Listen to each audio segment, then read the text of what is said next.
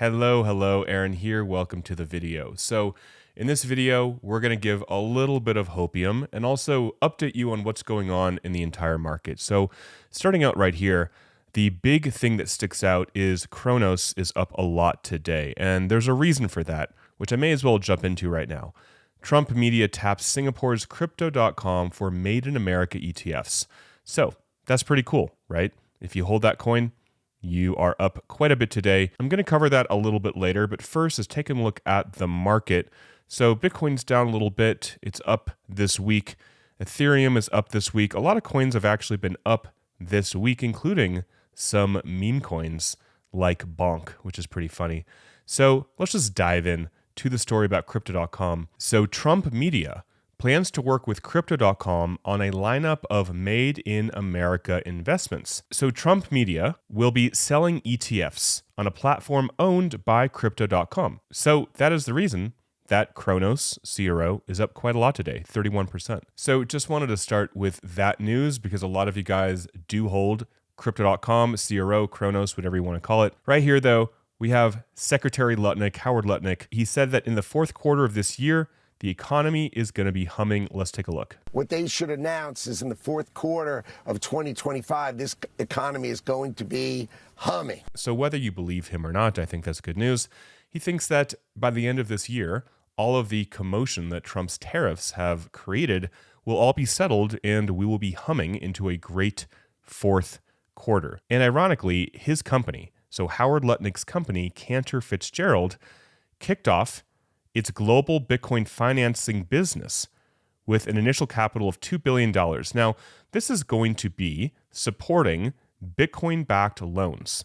So this is really, really huge. So we saw a lot of Bitcoin-backed loan companies go bankrupt in 2022, like Celsius, obviously, also BlockFi as well. But here, the Bitstamp CEO said that banks will be getting more involved in this massive industry of Bitcoin-backed loans. And these will be Bitcoin-backed loans that are supported by larger balance sheets and more sophisticated risk management mechanisms that traditional financial institutions have, that FTX did not have, that Celsius did not have, that these other companies, these other startups that went bankrupt in 2022 did not have. I think it's a good idea that big banks get involved in lending, in Bitcoin-backed loans.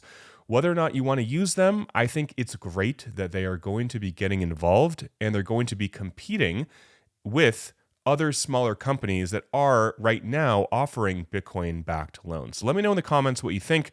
Would you ever trust a bank to, number one, hold your Bitcoin and then take a loan against your Bitcoin? Let me know in the comments. So next I want to talk about stablecoin regulation. So this is huge. A key U.S. House committee is expected to advance landmark stablecoin legislation. The Financial Services Panel will consider the bill on April 2nd, so literally in a week or so. And a well-regulated stablecoin market would, quote, strengthen the U.S. dollar's dominance. That's really important. So we're seeing a lot of uncertainty in the market still. Bitcoin is $86,000. Not too long ago, it was $20,000 more at around 108, right? But in the background, and this is what always happens, anytime there's a dip, there's always a lot of great news happening that's going to support the next leg up for crypto and for Bitcoin. So right here on BTCC, if you want to sign up with BTCC, they're giving a huge deposit bonus, really low fees.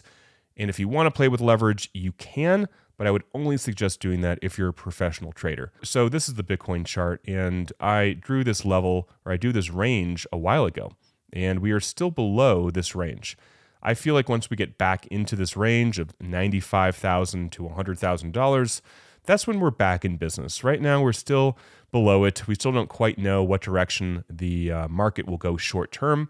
Long term, I am very, very certain I know where the market's going. Taking a look at XRP, we can see that this $2 support range that I harp on a lot is such a good range. And I, again, have limit orders on several exchanges for $2 for XRP. We hit this several times, and every time we hit it, we bounce above it. Now, we did go a little bit below it back in that crash early February, but $2 XRP is honestly something that I am looking forward to if we see another crash to pick up some. So other good news, the Treasury removes sanctions on Tornado Cash, which was a cryptocurrency mixer. So the US Treasury Department said it is removing sanctions on Tornado Cash imposed in 2022 after the service was used by North Korean hackers to launder stolen tokens. So nobody wants North Korean hackers to launder stolen tokens, right? Like, I'm pretty sure everybody watching this is like, that is a bad thing. But the fact that the Treasury, the US Treasury Department, is releasing or removing sanctions is a good sign, in my opinion. It's allowing companies to do things and not feel like they are pressured, or they will automatically get a Wells notice and then get shut down or get sued, or essentially just get stopped from innovating. So that's why I like this. Do I like cryptocurrency mixers? I mean, that's not really the point of this. The point is that companies can innovate and they're not going to get shut down just because North Korean hackers or any hackers used their service to launder stolen crypto. So we saw the founder of the Silk Road, Ross Ulbricht, released not too long ago. That was one of Trump's promises. So that is similar to Tornado Cash in the sense that bad people with bad intentions can use this open network, this open service. Obviously, the Silk Road was a website. This is going to be like this is going to be code, right? Bad actors can always use any service to do whatever they want, right? But should the actual company be taken down? Should code be taken down? So I think this is good news because it just shows that we are in a different administration right now. Here, Blackrock, the world's largest asset manager, is launching a Bitcoin exchange-traded product in Europe, following the success of its $48 billion US fund. So that's bullish, right? That's good news. They call it an ETP, whereas in the United States, it's an ETF, exchange traded product versus a fund. So the European instrument, the ETP, is BlackRock's first foray into crypto-linked ETPs outside of North America. So again, this is huge news. The world's largest asset manager is launching a Bitcoin product for Europe. That's pretty big news, guys. So finishing the video with a couple other coins that I personally own that I think will do very, very well once the market recovers, which I do believe it will. So this is Solana, and I mapped out just how large of a dip or correction Solana has had. Now it is around a 53% or so correction, still a very, very large correction. But I really do believe that once the market comes back, Solana is going to rip really, really high. This, obviously Bitcoin, XRP, and other coins, a lot of larger layer ones are just really, really on sale right now.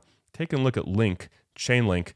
So also has had a really, really big correction. From its peak to where it is now, it's around 50% on sale. And I say on sale because I really believe it is on sale. A lot of these coins have been around for a while, and I do believe, personally, not financial advice, that these coins will come back. Take a look at Aave, one coin that's been around for a while. It is down 52%. So a lot of these altcoins are tremendously on sale. Finally, take a look at Ondo. All of these are on BTCC, by the way. From the peak to where it is now, it is down around 57%. So, you know, if you have the money to buy these dips, I think long-term, buying into great projects that you think will be around for a long time, I think it's just a good long-term strategy. Now, could we see more short-term volatility? Totally. Short-term, nobody can really predict what's going to happen. M2 money supply is going up and has gone up, and Bitcoin usually follows. But there still could be rocky, terrain in the short term. Long term, though, I am incredibly bullish on crypto, or else I wouldn't be making these videos, obviously. So I hope this video helped, gave you some hopium, and also keeping you updated on the news and what's going on. Hope you guys are doing well. Till next time, talk with you soon, and bye for now.